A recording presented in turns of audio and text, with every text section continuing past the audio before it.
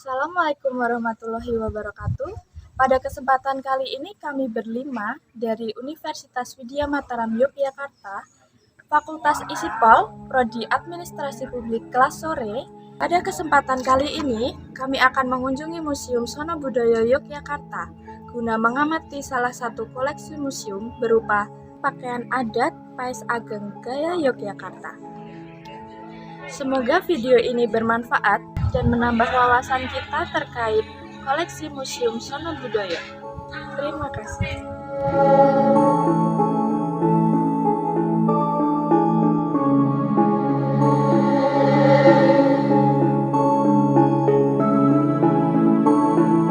Pais Ageng adalah tata rias pengantin Yogyakarta yang pada awalnya merupakan tata rias keraton. Tata rias tersebut digunakan sejak masa pemerintahan Hamengkubuwono I dan digunakan oleh para penari bedoyo Keraton Yogyakarta.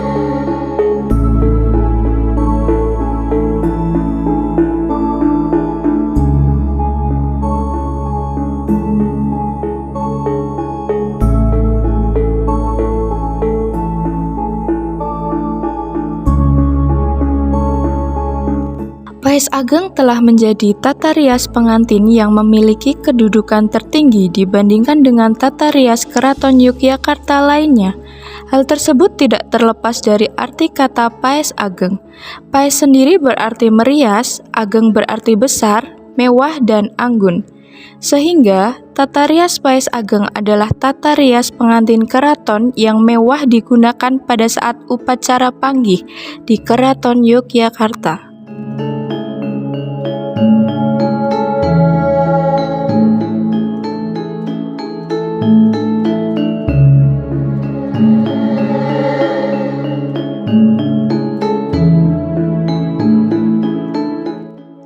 Seiring dengan perjalanan waktu, tata rias Pais Ageng tidak hanya digunakan oleh kerabat keraton saja. Sejak masa pemerintahan Sri Sultan Hamengkubuwono IX, tata rias tersebut diperbolehkan digunakan oleh masyarakat luas. Hal tersebut tidak terlepas dari peran empu pemais keraton.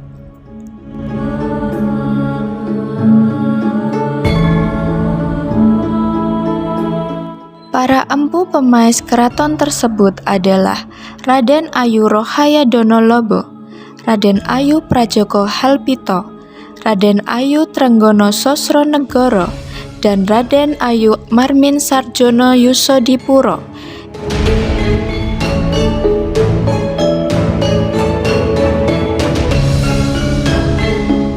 Pemais keraton tersebut yang memohon izin kepada Ngarso Dalem Sri Sultan Hamengkubuwono IX untuk membawa budaya tata rias, upacara adat, dan busana perkawinan Jawa keluar dari Keraton Yogyakarta.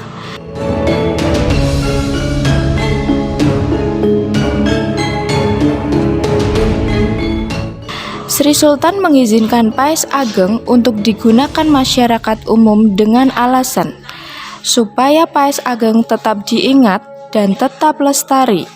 Mengingat Pais Ageng adalah tata rias dan busana pengantin keraton yang mengandung syarat, makna, dan nilai pendidikan moral bangsa, etika atau tata karma, dan unggah-ungguh yang sangat mulia untuk disebar dan dilestarikan sebagai salah satu kekayaan budaya Indonesia.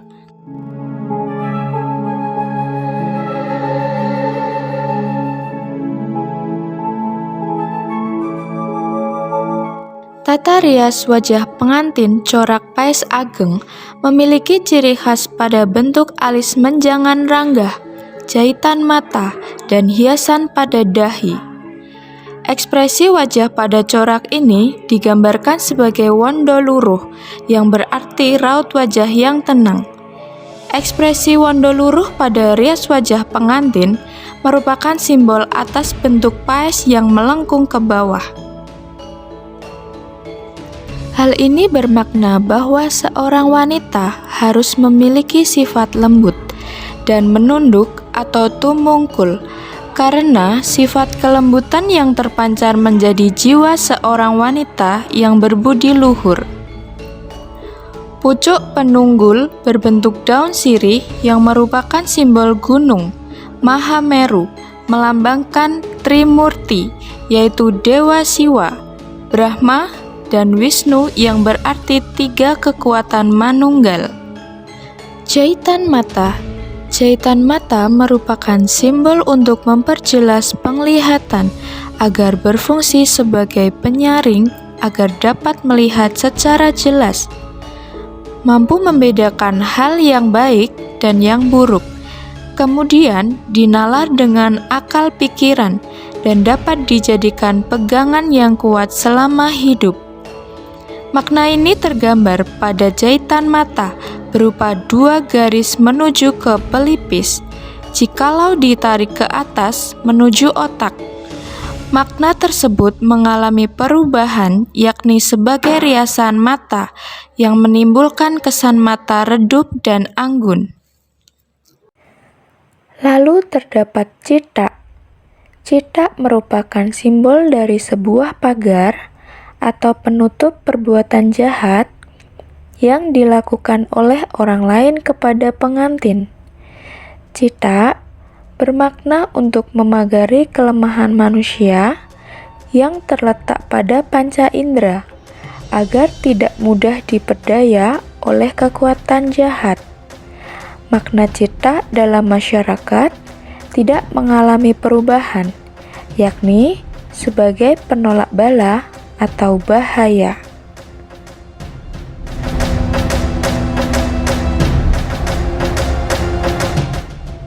Prada dan kedep berfungsi sebagai keindahan dan pengisi bidang paes yang berwarna hitam. Perpaduan dua warna kontras, yaitu hitam dan emas, memberikan penonjolan bentuk yang menarik perhatian.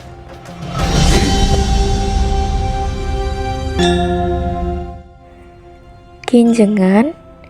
Kinjengan menggambarkan capung yang tak kenal diam.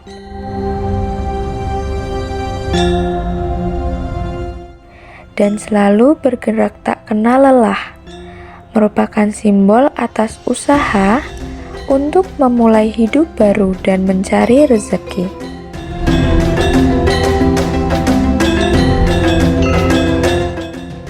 Sanggul pengantin wanita adalah sanggul bokor mengkurap yang merupakan simbol wanita yang belum dewasa menjadi dewasa dan sudah mempunyai dasar golong gile menuju ke arah kesempurnaan. Sanggul bokor mengkurap memiliki perpaduan melati dan daun pandan yang menimbulkan kesan religius. Daun pandan yang dirajang halus berfungsi sebagai pengisi gelung, sedangkan bunga melati berfungsi sebagai penutup gelung. Gajah ngoleng sebagai hiasan sanggul juga terdiri dari rajangan daun pandan dan bunga melati.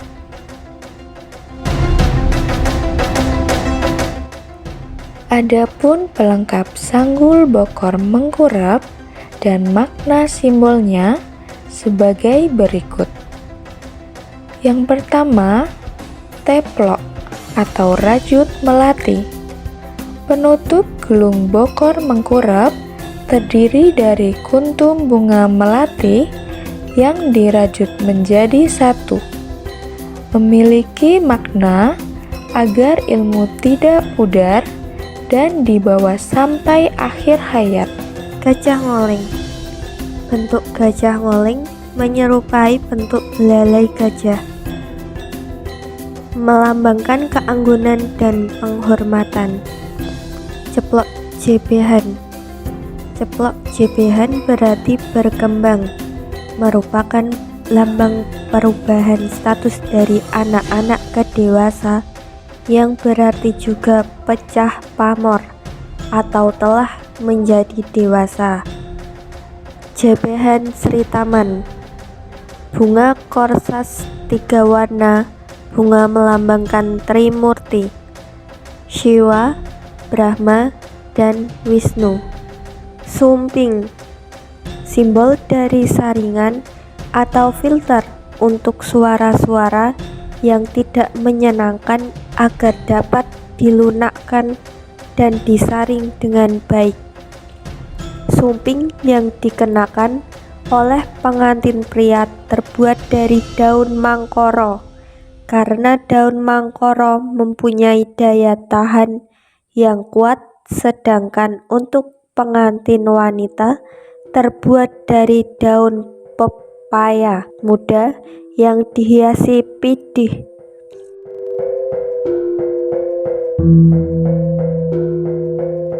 Centung, sepasang perhiasan yang dipasang di antara penitis dan pengapit, melambangkan kesempurnaan manusia untuk menyatu dengan Tuhan.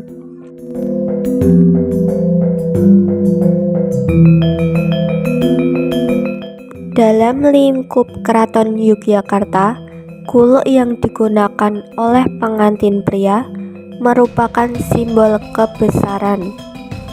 Kuluk berwarna biru melambangkan pengantin merupakan seorang bangsawan, sedangkan kuluk berwarna putih melambangkan pengantin berasal dari rakyat biasa. Nyamat melambangkan keunggulan karena berada paling puncak.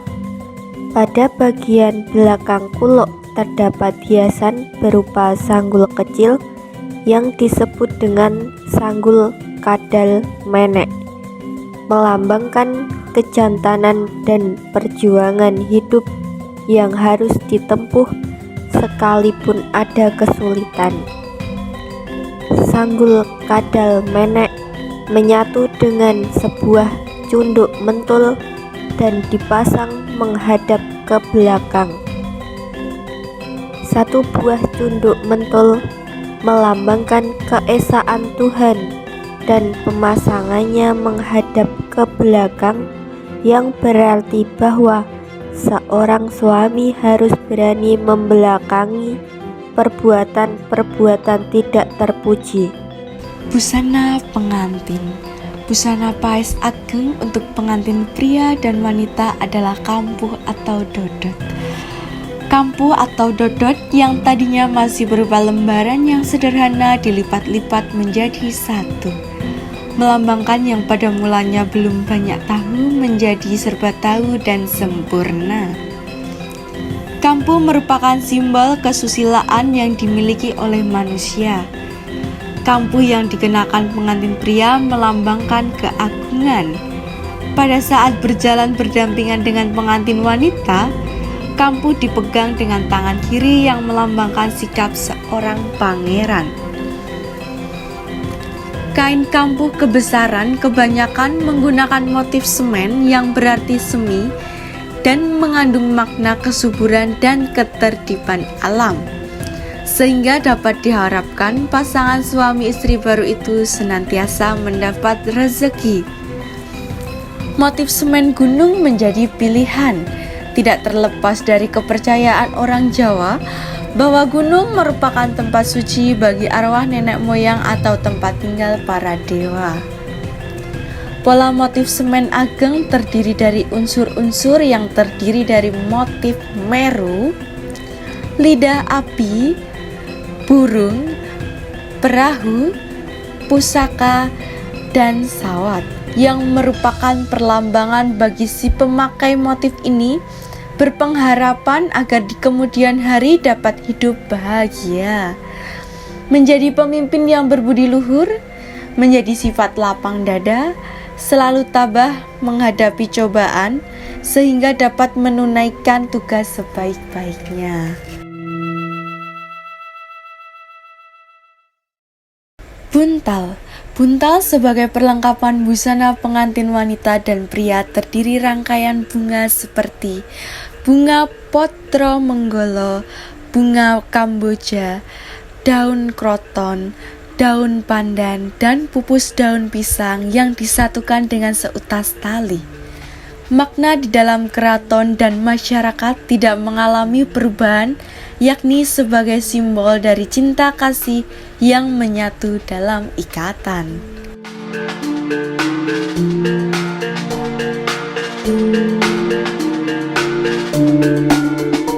Ikat pinggang pada pengantin wanita dinamakan pending, sedangkan untuk pengantin pria disebut lontongan, merupakan simbol peringatan bagi manusia agar selalu dekat dengan Sang Pencipta serta harus kuat imannya.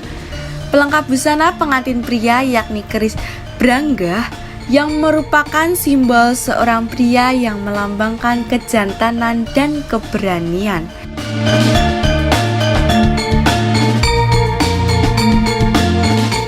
Cunduk mentul. Cunduk mentul dipergunakan di kepala pengantin wanita menghadap ke belakang. Memiliki makna agar melihat sesuatu tidak harus ke depan, tetapi juga ke belakang atau belajar dari masa lalu. 5 buah cunduk mentul atau angka ganjil dalam masyarakat Jawa melambangkan serba lebih atau sarwa linwe. 5 buah cunduk mentul merupakan simbol 5 nafsu manusia, yaitu nafsu kenikmatan, nafsu keinginan, nafsu kasih sayang, nafsu kekuasaan, dan nafsu kesucian. Simbol tersebut bermakna bahwa manusia harus menguasai kelima nafsu tersebut agar menjadi manusia yang sempurna.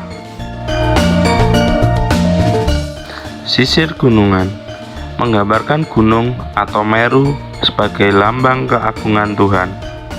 Sumbung bumbungan atau ronyok merupakan simbol bisikan untuk meningkatkan pengetahuan manusia melalui telinga kanan dan bisikan jahat melalui telinga kiri. Bisikan-bisikan itu biasanya bersifat halus atau goib, maka diwujudkan sebagai sumbang yang bercahaya. Gelang kana atau pinggil atau cincin. Gelang kana atau cincin merupakan benda yang bentuk bulat dan melingkar, memiliki makna gerak tangan halus menyatu dengan hati sanubari tanpa batas.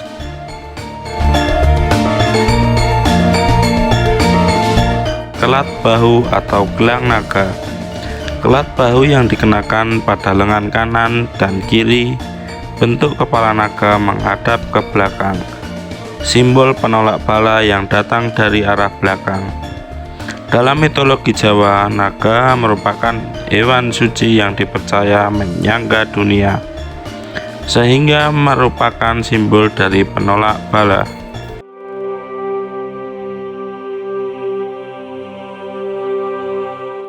Kalung susun atau tanggalan berbentuk wulan tumanggal, simbol 3 buah sifat yang diikat menjadi satu, yaitu kemauan, wujud, dan hidup. Simbol ini melambangkan lingkar hidup, yaitu lahir, kawin, dan mati. Selain itu juga melambangkan dunia bawah atau alam baka, dunia tengah atau alam antara, dan dunia atas atau alam fana, yang memberi peringatan kepada manusia akan kembali ke alam fana pada akhirnya.